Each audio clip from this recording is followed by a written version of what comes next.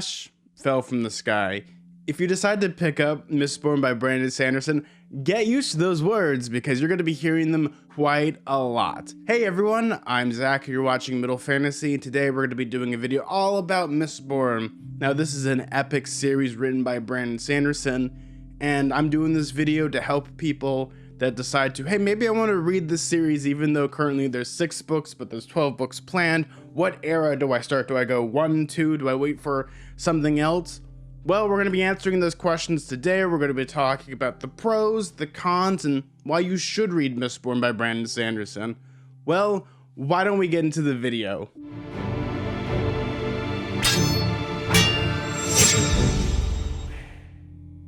You know, I did get a fog machine for this video to be all spooky scary, but it doesn't work. Oh man, does it not work. I kind of was like really excited, but unfortunately they aren't going to be missed today. But luckily, because I live in California, it might rain ash in the sky. It did for one Mistborn video, maybe it might do it again. No? Okay, I think we should change the California state motto to ash fell from the sky because it's very normal and on cue. So, when it comes to Mistborn, Mistborn is a series that is going to be 12 books. Currently, there are only 6 books out in the Cosmere, broken up into 2 series. The way I'm going to talk about it is Era 1 and Era 2 because they take place in different time periods. Don't worry, I'm not going to be spoiling anything, but once you understand when I say Era 1 and Era 2, Era 1 is the original trilogy, which is The Final Empire, The Well of Ascension, and The Hero of Ages. And then we get to Era 2 of Mistborn, which is the Wax and Wane series, which consists of The Alloy of Law, Shadows of Self, The Bands of Mourning, and hopefully very, very soon, The Lost Metal, which was just announced that Brandon Sanderson's working on it, so that series will be complete by next year. Yay. But those kind of like when it comes to the series, where do you start and where should you begin? Well, I'll give you the hook for Era 1, because this is where most people are probably going to start in chronological order. Basically, what if in this world known as Scadrial, this is a planet in the Cosmere, the evil Dark Overlord won. He has an empire that has lasted for 1,000 years. He is so evil that ash rains from the sky during the day, and at night there's cool mist. Well, when it comes to it, we follow a character named Vin, who is a street urchin who discovers she has these magical abilities where if she eats metal, she has the ability to take on super strength, super hearing, super sight, even able to bend time at its will maybe, and a lot of other supernatural powers. She is what's considered a Mistborn, someone that has these powers after you ingest metal, and she befriends a gentleman thief turned pretty much debonair rogue, as he has a plan to beat all of his plans in the former bank heists and thieving operations. It's a very simple operation. They're going to rob the Dark Lord, rob him blind, and they're going to take his wealth, fame, fortune, and even his city, and possibly his life. Only problem though is no one's been able to figure out how to kill him in 1,000 years because he is a, well, god. What could possibly go wrong? Now this is the original Mistborn trilogy. It has a very fun world, very fun magic system, very fun characters, and the best way to talk about it is to kind of go into small little snippets of this. I think the biggest thing that when you start to read the series is that Brandon Sanderson has made one of the most detailed, thorough magic systems in allomancy that I have ever read. For me, it is the gold standard of magic systems because if you're a person that likes magic and isn't just, you say some magic words and things happen, this isn't the case. Here it has rules, it has consequences, everything has a cause and effect, and more importantly, when it comes down to the magic, it has such a strict sense of rules that when it comes down to it, you understand it so easily. If I just summarize the magic system of a person, they would think it's dumb. Basically, if you eat things like pewter, copper, bronze, iron, steel, you suddenly get magical abilities. In the real world, people would be, wait, you would just die of metal poisoning, which on the surface sounds silly, but how Brandon Sanderson takes that silly concept and actually makes it one of the most detailed, most formidable magic systems Each one is very detailed, very much has its own pros and cons, and for me it makes for a really easy and really powerful magic system that for me adds a lot of flavor to this whole world on top of the setting. I really do enjoy the setting when it comes to the Mistborn trilogy. We're in Scadrial, which is this planet that rains ash and has mist. It's very thematic, very macabre, very gothic in influence, as well as when it comes to the series. If you go in thinking that it's very much like the French Enlightenment period with the structures with these giant grand cathedrals and again, ash raining from the sky, this is a really good introduction to fantasy if people are looking more to get into high fantasy and they don't want to read The Wheel of Time or a Song of Ice and Fire or the King Killer Chronicles. This is a really good stepping stone because when it comes down to it, this world feels lively, it feels real, everything makes sense, though pretty much the streets connect in a way with, yeah, you could have a map, but also at the exact same time, you feel like you could live there. Maybe you don't want to live there, it's kind of bad. But you very quickly see the class politics because there's the Lord Ruler on the tippity top, then the nobles, and then the Ska, which are pretty much just the working class. They're pretty much just slaves. And you understand very quickly this world. There's a lot of creatures and horrific elements. Even though this isn't a horror novel, you have things like the Steel Inquisitioners, who are pretty much guys that have like these railroad spikes, just spikes driven through their head.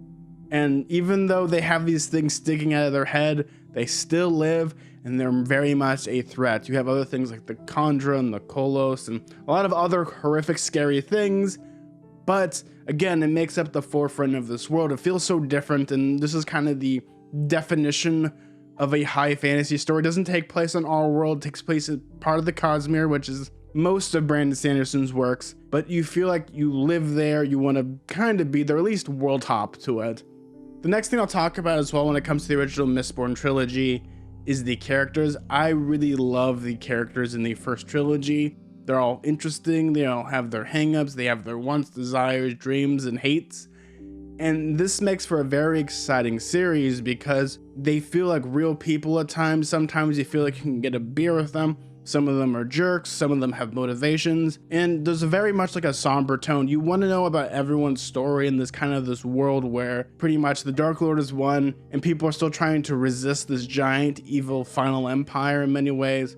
Though, with that being said, I think some of the characters do have problems that do show their age based on when this book was written in the mid-2000s, where you have Vin, who is this street urchin, but she falls into like the manic pixie dream girl aesthetic. She's like the person that's like, well, I don't like wearing dresses, but I like wearing pants and playing with knives. And it kind of shows his age in that way, especially when it comes to Brandon Sanderson writing romance. If you're a person that doesn't like romance in your novels and you don't like the love triangle or they will, they won't, they, you might have some hard problems with this series. I think this is much of the fundamental reason why every time I'd go to a bookstore to pick up Mistborn for some friends, I'd always find it in the teen YA section. It's because of this.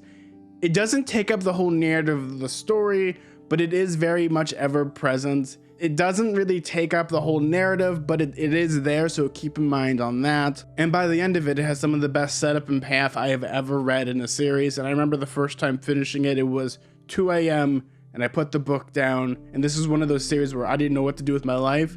And I just ran and picked up the next book and just started. And then that brings us to Era 2 if you decide to start there. Though I think you should start with the first trilogy, is that in this world, things have progressed. It becomes more of a steampunk novel a little bit with cowboy yeehaw and guns. The characters in this are also interesting. There's a lot of qualms and quarrels, and it falls into kind of the late 1800s, early 1900s kind of aesthetic, which you'll see here. Though it does have its problems. I think the biggest thing is that when it comes to this series, the first book, The Alloy of Law, was meant to be just its own standalone novel before Brandon Sanderson decided to write Era 3, but you can see that it has some growing pains, but the rest of the series, if you can get past the first book, is so much better. I don't want to spoil it because then I would be spoiling the other series in a way, but what I'll say is that it does have a lot of charms, and it's very much like an action-adventure genre story compared to the first book, which is more high fantasy, medieval setting. This series is more of the, again, cowboy yeehaw, steampunk guns AF, but yeah, it still follows the mold of the original Mistborn trilogy, where it still has an epic nature to it, but that's all I'll say about it. Now, there are actually 2 more eras planned within Mistborn. What I mean by this is that there's going to be a significant time skip between one series to the other. Era 3 is what I'm really excited for, which is basically the 1980s computer hacker spy thriller where people can use their magic to hack the internet. Yeah, this sounds so cool and dumb that I absolutely love it. And I'm all for this, and I can't wait to read that in probably 2028. And Brandon Sanderson in a recent live stream says that he'll probably write them all in one go, kind of in the trilogy, the way that he wrote the Mistborn trilogy, and have them release annually or at least every other year, but they'll be done after Stormlight 5. And this is going to be super fun, super exciting, and oh man, I can't wait. Now, the last era, this is the one that I'm interested in seeing, but I can see why maybe this might turn some people off. But Era 4, this is going to be the big epic space opera. This is going to be pretty much magic in space. Don't know how it's going to work. Don't know how I'm going to feel about it. But that's a long ways away, so we are going to see what happens in the future. Though the Mistborn trilogy and the Wax and Wayne series very much are beloved in my life. The Mistborn series is one of these series that really helps define that fantasy doesn't necessarily need to be dragons, wizards, witches, barbarians, magic talking swords. It can be its own magical thing in many ways. It really takes fantasy away from pretty much people on horseback with lances and banners and doing all these war cries. And for me, I really, really respect that, especially when it comes to Brandon Sanderson, and the influence of Mistborn has ripples throughout all of fantasy in general. You can't even turn your head without seeing how this series has impacted other series in recent years. But I just wanted to say that I recommend it. You should pick it up. You should at least give the first book a try, because you can read that book as a standalone book. It's pretty much like a heist story in many ways. And if you don't like it, you don't have to continue. I think that's the great thing about it. Yes, there's a trilogy, but the first book is so good you could have it as just a standalone thing. Though, with that being said, I recommend reading the trilogy and just having fun with it, because in the end of the day, reading is supposed to be fun, it's supposed to be magical. I guess if this is the 90s, it's supposed to be radical in many ways, but that's kind of it. Well, everyone, I hope you enjoyed this video. If you liked it, consider subscribing down below. I would really appreciate that. Thank you all so much from the bottom of my heart. I've been getting so many new subscribers, so many new viewers, commenters. You're all the best, and I love you all so much. Well, everyone, like always, may your food and drink ever be tasteful, and may your books be filled with fantasy and adventure. Bye, everyone. See ya.